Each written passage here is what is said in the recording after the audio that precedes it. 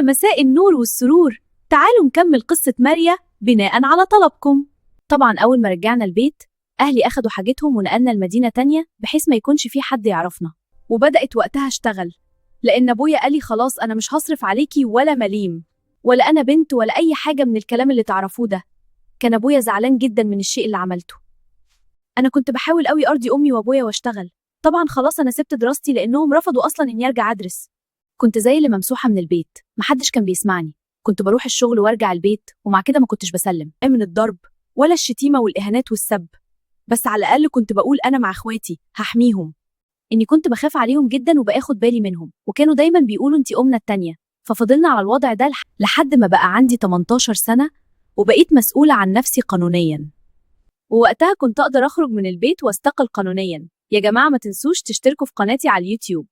بس للأمانة ما كنتش ده تفكيري إني أخرج واستقل، كنت عايزة أقعد مع أهلي، فالحياة كانت ماشية يوم حلو ويوم لأ. صحيح المعاملة اللي مش كويسة والوحشة خفت، بس لسه موجودة. يعني في الآخر أنا مش زي إخواتي التانيين. طبعا لما كنت بشتغل أمي وأبويا كانوا بياخدوا مرتبي ويقولوا لي ده عشان تقدري تقعدي في البيت. فبدأت أطالب بشوية فلوس تعبي دي، يعني بالعربي كنت بطلب مصروف عشان أقدر أشتري الحاجات اللي في نفسي. فلما بدأت أطالب بمصروف زي إخواتي حصلت مشكلة طويلة عريضة، مشكلة كبيرة قوي وطردوني من البيت. اضطريت اني اخرج من البيت لانهم قالوها في وشي انهم ما بقوش عايزيني، وقالوا انت كبيره دلوقتي وتقدري تستقلي بحياتك. كانت فتره صعبه جدا عليا اني اقعد اسس نفسي من الصفر، ما عنديش ولا حاجه، لدرجه انه قعدت ايام نمت في الشارع. بقيت مشرده، وبعدها الحمد لله ربنا مش بينسى حد، لقيت شغل ولقيت بيت صغير وعشت حياتي. وما كنش في اي تواصل مع اهلي لانهم عملوا لي بلوك من كل حته.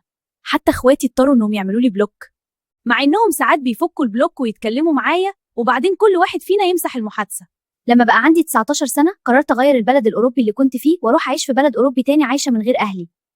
وفعلا سافرت وتعرفت على شاب عربي من جنسية تانية غير جنسيتي. كانت بداية قصة حب حلوة قوي.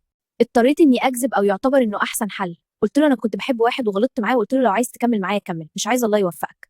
وبعد تفكير أسبوعين وافق إننا نكمل مع بعض لأنه شاف إني وقتها ما كنتش بتاعت خروجات وفسح. للأمانة أنا كذبت أو اضطريت أكذب لأني كنت بكسف أقول إن اللي عمل فيا كده عمي.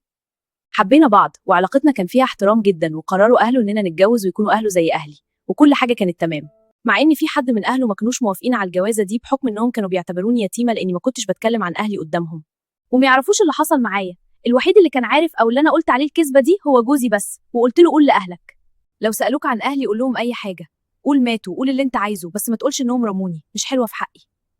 اتجوزنا وكنا مستقرين في حياتنا وكل حاجة كانت تمام، مع إني قلت لكم أنا ما كنتش شخص أتعرف عليه في حياتي. عمري ما حبيت، فمرات كنت بحس اني مبسوطه قوي ومرات لا، بحكم انه اكبر مني ب9 سنين. هو كان طيب وحنون. الفرق التفكير بينا ابدا ما كانش بسيط. كان في بينا مشاكل مع انها كانت بسيطه بس كانت متكرره. بحكم ان شخصيتي كانت ضعيفه جدا جدا جدا ما كنتش بقدر ارد او اقدر اقول لا غلط او ميصحش، فخلاص اي حاجه يقولها اقول تمام اوكي ماشي. وقعدنا 9 سنين وخلفنا طفلين. وعد ولادتي بابني الاول في فتره النفاس كانت بتجيلي كوابيس. ما كنتش قادره انام، كل ما انام احلم نفس الحلم، احلم ان عمي بيجي وبيدخل اوضه ابني وعايز يعمل فيه زي ما عمل فيا. نت متبهدله، اسبوعين احلام وكوابيس ونفس الحلم. اول ما اصحى من الكابوس الزفت ده صوت واصرخ واقعد اعيط. بكون خايفه.